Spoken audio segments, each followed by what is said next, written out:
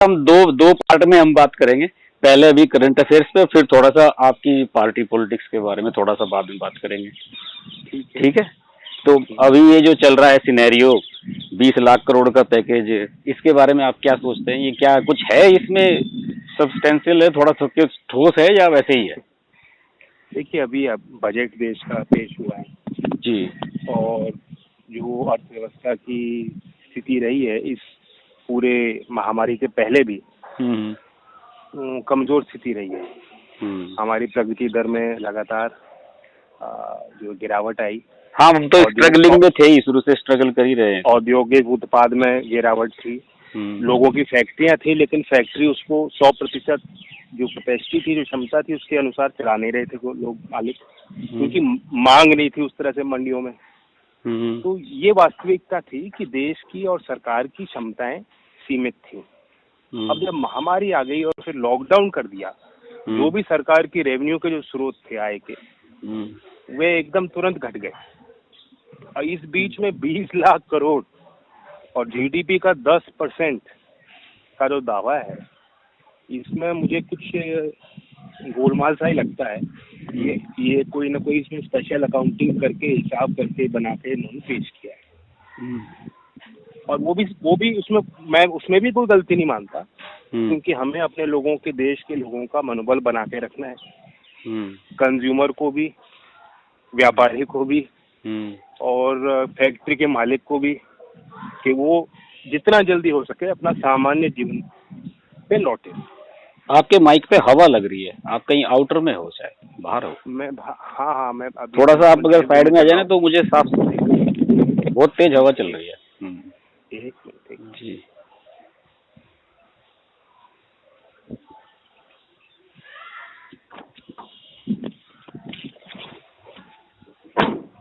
लेकिन इसमें प्रॉब्लम अब बेटर है। जी जी, ठीक है। इस पैकेज में जैसे डिटेल्स सामने आए हैं, लोन मेला सा लगता है। मतलब जो सीधा लोगों को टच करने वाली जो चीज थी कि लोगों के जेब में, लोगों के खातों में सीधा कुछ मिले ताकि वो बाहर निकल पाए, जो उनका घाटा हुआ है उसमें कोई भरपाई हो पाए, वो नहीं दिखाई दे रहा। तो लोन ले लीजिए, 10,000 रुपए का लोन आप जो है ठेली चलाने वाले आदमी को देना चाह रहे हैं, जिसने पिछले 2 महीने पुलिस की लाठी खाई, काम उसका चौपट हो गया, उसकी क्षमता नहीं है, वो कम से कम उसे तो ब्याज मुक्त ऋण दे देते या उसे आप सब्सिडी दे देते। तो ये लोन बांटना चाह रहे हैं, और जो फिजिकल रूप से जो एक खर्चा करके जो हम सोच रहे थे कि सरकार अपना खर्चा बढ़ाएगी, सार्वजनिक क्षेत्र में खर्चा बढ़ाएगी, जो गवर्नमेंट सरकारी ड्यूज हैं प्राइवेट कंपनीज को, उसको पूरा पुख्ता करेगी, उस तरह से कोई पहल नहीं नजर आई। और सीधा सीधा कृषि से ये देश की अर्थव्यवस्था का बहुत बड़ा हिस्सा अभी भी जुड़ा हुआ है। जो चौधरी चरण सिंह जी की जो आर्थिक नीतियां थी, जिस राह पे ये देश चला नहीं ईमानदारी से, अगर उसे हमने फॉलो किया होता तो कुटीर उद्योग ग्रामीण क्षेत्र में लगे होते और आज वापस मजदूरों को इस तरह से ये दिन नहीं देखने होते, पलायन करने को मजबूर ना होते। तो जी कोर्स करेक्शन की जरूरत थी। और जो चौधरी साहब का वो नारा था कि खेती से ही जो है खेत और खलिहानों से देश की तरक्की के रास्ते निकलते हैं, अगर आप किसान को सीधा कुछ सरकार दे देती, आपने 6,000 रुपए का जो योजना चलाई है, पीएम सम्मान योजना, उसको वित्त मंत्री ने वैसे ही अप्रैल में देना होता, उसे कह दिया कि हम बहुत बड़ा उसमें उपकार कर रहे हैं किसानों पे, फ्रंट लोड करके 2,000 रुपए दे रहे हैं। पहले तो 6,000 रुपए सालाना पर्याप्त नहीं, उससे किसी की लागत कम नहीं हो रही। अगर आज इस संकट की घड़ी में, क्योंकि किसान की फसल की बिकवारी में दिक्कतें आई हैं, डेयरी किसान के भाव घट गए हैं, 50% रह गए, फल फूल सब्जी की खेती कर रहे किसानों के लिए कोई खरीदार नहीं मिल पाया, उनकी एक फसल खराब हो गई। उनको आप कह देते 6,000 की जगह 10,000, 12,000, 15,000, जो भी आप राशि देते हैं हम इतना देंगे, तो सीधा वो गांव तक पैसा पहुंचता है। सही बात है। आप और नरेगा में आपने 20 रुपए मात्र बढ़ाए हैं। हमारे यहाँ तो पश्चिम यूपी में तो वैसे ही इस रेट पे मजदूर नहीं मिलते। हाँ, 202 रुपए में कहाँ मिलता है, 500 रुपए से कम कोई दिहाड़ी मजदूर नहीं मिलता। हाँ, अब वो ठीक है कि अब मजदूर वापस गांव लौटे हैं, उनकी संख्या बढ़ गई, काम के लिए जो भूखे हैं, तो इस बार रेट कम होंगे, लेकिन थोड़ा दिल और बड़ा दिखाना था सरकार। तो क्या मैं ये मानूं कि जैसे राहुल गांधी लगातार ये फोर्स कर रहे हैं कि आप कैश पेमेंट करें, जैसे कि उन्होंने रघुराम राजन से बात में कहा कि 5,000 रुपये महीना दें, अभिजीत बनर्जी से बात की, कह दिया कि 10,000 रुपये दे दें लोगों को, तो क्या ये सही मानते हैं आप इसे? नहीं, मैं पूरी तरह उससे सहमत इसलिए नहीं हूँ जी कि हमारे यहाँ ऑर्गेनाइज्ड इकोनॉमी में सब लोग जुड़े हुए नहीं है। जनधन खातों में जितना बड़ा ढिंढोरा हम पीट लें, सीधा जनधन खातों में भी अगर आप पैसा बांट लोगे तो आप सुनिश्चित नहीं कर सकते कि देश के गरीब को कुछ मिला। तो टू प्रोंग स्ट्रेटेजी की जरूरत है। एक तरफ हाँ सीधा भी आप दें, क्योंकि सबसे आसान तरीका है आज के टेक्नोलॉजी के युग में, और फिर उसमें भ्रष्टाचार भी नहीं रहता, कोई बिचौली नहीं रहते, सीधा उसके खाते में जाएगा, उसकी जो है क्रय शक्ति बढ़ेगी। लेकिन दूसरा पहलू ये भी है कि इसके साथ साथ सरकार को अहम क्षेत्रों में, सामाजिक क्षेत्रों में, स्वास्थ्य सुविधाओं में, कृषि के मूल ढांचे को सुधारने के लिए अपने निवेश को बढ़ाना पड़ेगा। वो तो सब घोषणाएं 2-3 दिन से हम आप सुन ही रहे हैं, वो क्या आप वो उनकी जो पर्याप्त नहीं मानते आप? वो जो उनकी पुरानी स्कीम चल रही है उनको गिना दिया उन्होंने, और कुछ नहीं। हाँ, इसमें से तो कुछ तो ऐसी हैं जो 2-3 साल पहले लॉन्च भी हुई थी, इस तरह की भी हैं कुछ। ये तो अपना हिसाब दे रही है, कुछ नया नहीं दे रही वित्त मंत्री। तो अभी एग्रीकल्चर इंफ्रास्ट्रक्चर और इसमें सब में इतना इन्फ्यूजन की बात कर रहे हैं, ये सब आपको ये मतलब लग रहा है कि ये सब एक कागजी है? नहीं, मेरा ये मानना है कि इससे कोई तुरंत किसी को भी जो है आज जो राहत चाहिए वो नहीं मिलेगी। ये medium term to long term हो सकता है, और इसमें भी बहुत कमियां रहती हैं। सरकारी फाइलों में कुछ और होता है, जमीन पे कुछ और होता है। हाँ, ये तो सब्सिडी निकाली जाती है, कुछ चंद लोग जो सिस्टम का हिस्सा है वो फायदा ले लेते हैं। तो एकदम इससे कोई राहत नहीं होनी। जो शाम को हर इमरजेंसी की तरह जो हर शाम को 5-4 बजे आके जो घोषणाएं कर रही है, तो इससे कोई तुरंत राहत नहीं है। एक तरह से चोटिल आदमी सड़क पे पड़ा है, उसका खून बह रहा है, और आप कह रहे हो कि भाई तुम्हारा एक्सरे कराएंगे और तुम्हारा हम कैट स्कैन कराएंगे। अरे भाई पट्टी तो लगा दो पहले। हाँ, इंस्टेंट रिलीफ जो है वो मेन चीज है। हाँ, सही बात है। अच्छा, जो तो अभी लेकिन दोनों पहलू जरूरी है, इसलिए मैं जो राहुल जी कह रहे हैं कि सीधा देना चाहिए। सीधा किस किस को दे पाओगे? कितने लोग इस देश में, करोड़ों लोग अभी भी हैं जिनके खाते नहीं है, जिनका हिसाब सरकार को नहीं है। हाँ, वो तो असली इश्यू तो वही है कि वो लिस्टेड नहीं है, सब लोग एनरोल्ड नहीं है। ये तो जब तक अर्थव्यवस्था में व्यापक सुधार नहीं होगा तब तक उनको लाभ नहीं मिलेगा उसका। बिल्कुल सही बात है।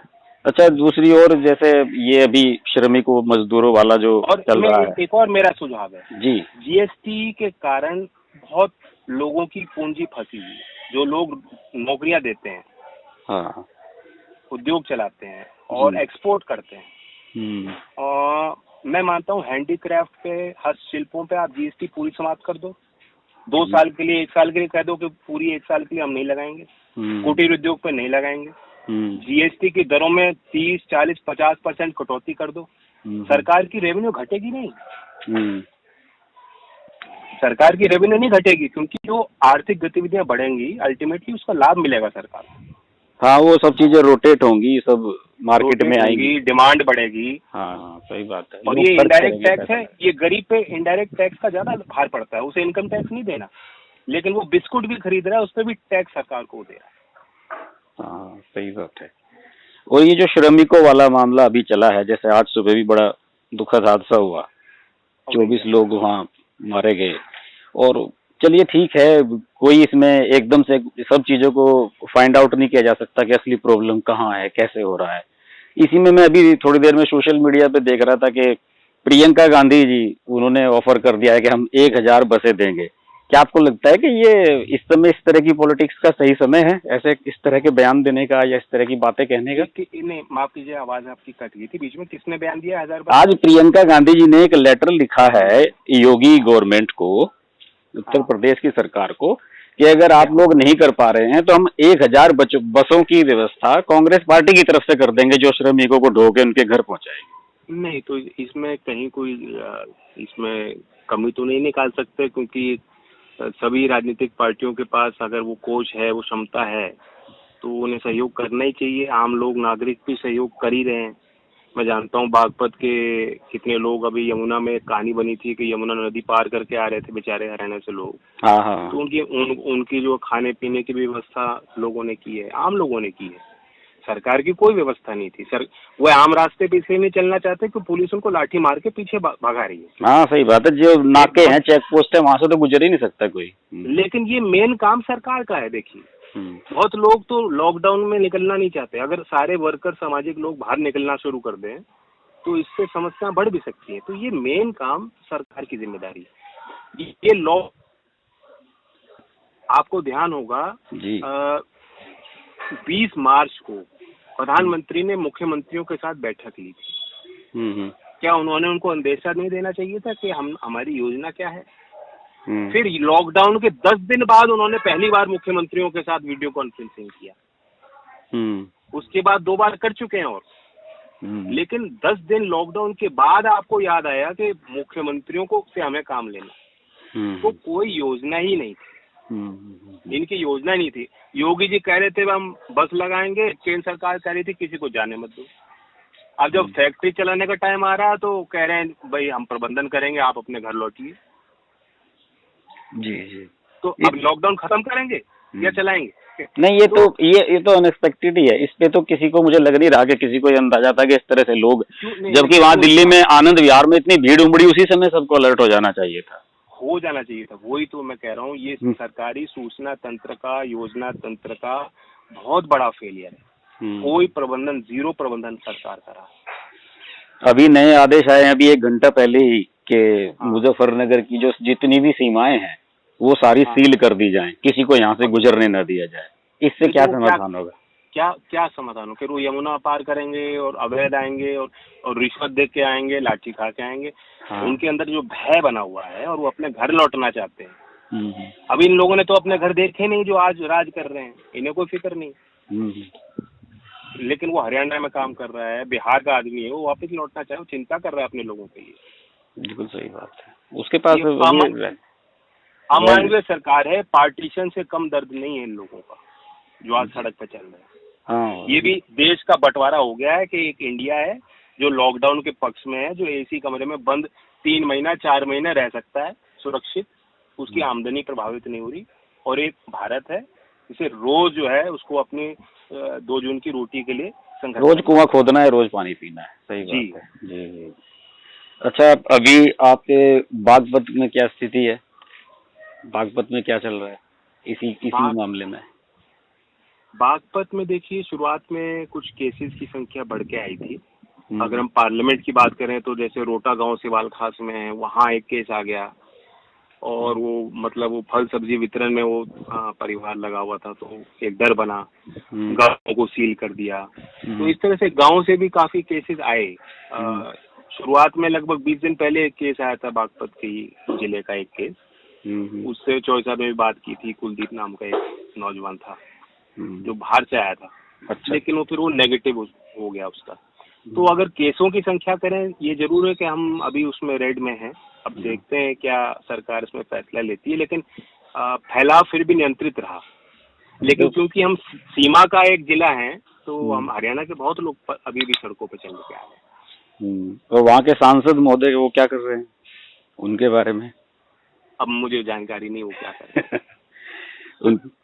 उनका क्षेत्र में काम रहना आना जाना, आप लोग भाई आप भी तो उसी क्षेत्र से बिलोंग करते हैं, तो वो अपने क्षेत्र में रहते हैं आपके हिसाब से, लोगों की सुनते हैं? मैं इस विषय पर मैं ज्यादा किसी को दोष नहीं देना चाहता। लॉकडाउन है जी, और अगर कोई आदमी अपने घर पे बैठा है तो सरकार का ही पालन कर रहा है। लेकिन जनप्रतिनिधि की जिम्मेदारी रहती है कि कोऑर्डिनेट करें, अधिकारियों से बात करें, और जो बड़ी समस्या आती हैं उसमें जरूर सक्रिय रहें। मुजफ्फरनगर में तो हमारे ये संजीव बालियान है, केंद्रीय मंत्री, ये काफी एक्टिव रहते हैं, तो मैं देखता हूँ आते ही रहते हैं, तीसरे चौथे दिन मिलते हैं यही। हाँ जी। अगर आपको हमारी वीडियो पसंद आई तो हमारा चैनल हर्ष की बात लाइव सब्सक्राइब करें और नोटिफिकेशंस के लिए बेल आइकन प्रेस करें।